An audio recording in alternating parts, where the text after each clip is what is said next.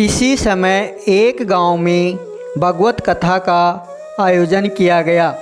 एक पंडित जी भगवत कथा सुनाने आए। पूरे सप्ताह कथा वाचन चला।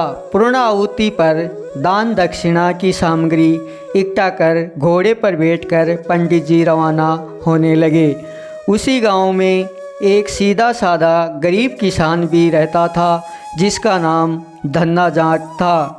धन्ना जाट ने उनके पांव पकड़ लिए। वह बोला, पंडित जी महाराज, आपने कहा था कि जो ठाकुर जी की सेवा करता है उसका बेड़ा पार हो जाता है। आप तो जा रहे हो। मेरे पास न तो ठाकुर जी हैं न ही मैं उनकी सेवा पूजा की विधि जानता हूँ, इसलिए आप मुझे ठाकुर जी देकर पधारे। पंडित जी ने कहा, चौधरी तुम ही ले आना। धन्ना जाट ने कहा, मैंने तो कभी ठाकुर जी देखे ही नहीं, लाऊंगा कहाँ से। पंडित जी को घर जाने की जल्दी थी। उन्होंने पिंड छुड़ाने के लिए अपना भांग घोटने का सिलबट्टा उसे दे दिया और बोले, ये ठाकुर जी हैं, इनकी सेवा पूजा करना। धन्ना जाट ने कहा, महाराज मैं सेवा पूजा का तरीका भी नहीं जानता, आप बताइए। पंडित जी ने कहा, पहले खुद नहा फिर ठाकुर जी को नहलाना, इन्हें भोग चढ़ाकर खाना खाना। इतना कहकर पंडित जी ने घोड़े के एड़ लगाई और चल दिए। धन्ना जाट सीधा और सरल आदमी था। पंडित जी के कहे अनुसार सिलबट्टे को बैतो ठाकुर जी अपने घर में स्थापित कर दिया। दूसरे दिन स्वयं स्नान करके सिलबट्टे रूप ठाकुर जी को नहलाया। एक विधवा माँ का बेटा था, खेती ज़्यादा नहीं थी, इसलिए भोग में अपने हिस्से का बाजरी का टिकड़ा और मिर्च रख दी। ठाकुर जी ने धन्ना से कहा, पहले आप भोग लगाओ फिर मैं खाऊंगा। जब ठाकुर जी ने भोग नहीं लगाया तो बोला, पंडित जी तो धनवान थे, खीर पूरी मोहन भोग लगाते थे। मैं तो गरीब जाट का बेटा हूँ, इसलिए मेरी रोटी चटनी का भोग आप कैसे लगाओगे। पर साफ साफ सुन लो, मेरे पास तो यही भोग है। खीर पूरी मेरे बस की बात नहीं है। ठाकुर जी ने भोग नहीं लगाया तो धन्ना भी सारा दिन भूखा ही रहा। इसी तरह वह रोज़ एक बाजरे का ताज़ा टिक्कड़ व मिर्च की चटनी रख देता और भोग लगाने की अर्जी करता। ठाकुर जी तो पसीज ही नहीं रहे थे।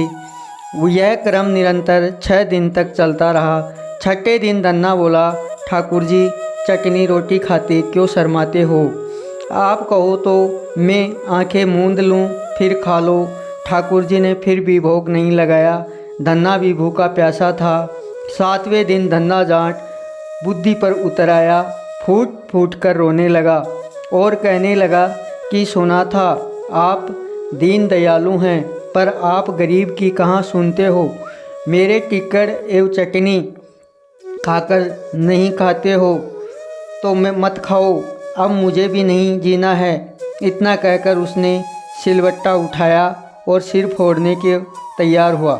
अचानक सिलबट्टे से एक प्रकाश पुंज प्रकट हुआ। वह धन्ना का हाथ पकड़कर कहा, देख धन्ना, मैं तेरी चटनी टिक्कड़ खा रहा हूँ। ठाकुर जी बाजरे के टिक्कड़ एवं मिर्च मज़े से खा रहे थे। जब आधा टिक्कड़ खा लिया तो बोला, क्या ठाकुर जी मेरा पूरा टिक्कड़ खा जाओगे? मैं 6 दिन से भूखा प्यासा, आधा टिक्कड़ मेरे लिए भी रखो।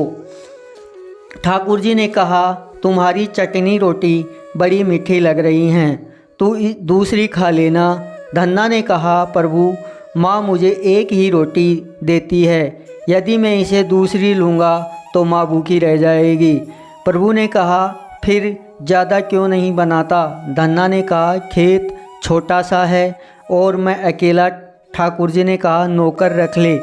धन्ना बोला, प्रभु मेरे पास बैल थोड़े ही हैं, मैं खुद जुतता हूँ। ठाकुर जी ने कहा, अगर खेत जोत ले। धन्ना ने कहा, प्रभु आप मेरा मजाक उड़ा रहे हो, नौकर रखने की हैसियत हो तो 2 वक्त की रोटी ही न खा ले हम माँ बेटे। इस पर ठाकुर जी ने कहा, चिंता मत कर, मैं तेरी सहायता करूँगा। कहते हैं तब से ठाकुर जी धन्ना का साथी बनकर उनकी सहायता करनी शुरू की। धन्ना के साथ खेत में काम काज कर उसे अच्छी ज़मीन एवं बैलों की जोड़ी दिलवा दी। कुछ समय बाद घर में गाय भी आ गई, मकान पक्का बन गया, सवारी के लिए घोड़ा भी आ गया। धन्ना एक अच्छा जमींदार बन गया। कई साल बाद पंडित जी दोबारा धन्ना के गांव भागवत कथा करने आए। धन्ना भी उनके दर्शन को गया, प्रणाम कर बोला, पंडित जी आप जो ठाकुर जी देकर गए थे वे 6 दिन तो भूखे प्यासे रहे एवं मुझे भी भूखा प्यासा रखा। 7वें दिन उन्होंने भूख के मारे परेशान होकर मुझ गरीब की रोटी खा ली। उनकी इतनी कृपा है कि खेत में मेरे साथ कंधे से कंधा मिलाकर हर काम में मदद करते हैं। अब तो घर में गाय भी है, 7 दिन का दूध घी का सीधा मैं ही भेजूँगा। पंडित जी ने सोचा मूर्ख आदमी है, मैं तो भांग घोटने का सिलबट्टा देकर गया था। गांव में पूछने पर लोगों ने बताया चमत्कार तो हुआ है, धन्ना अब गरीब नहीं रहा, जमींदार बन गया है।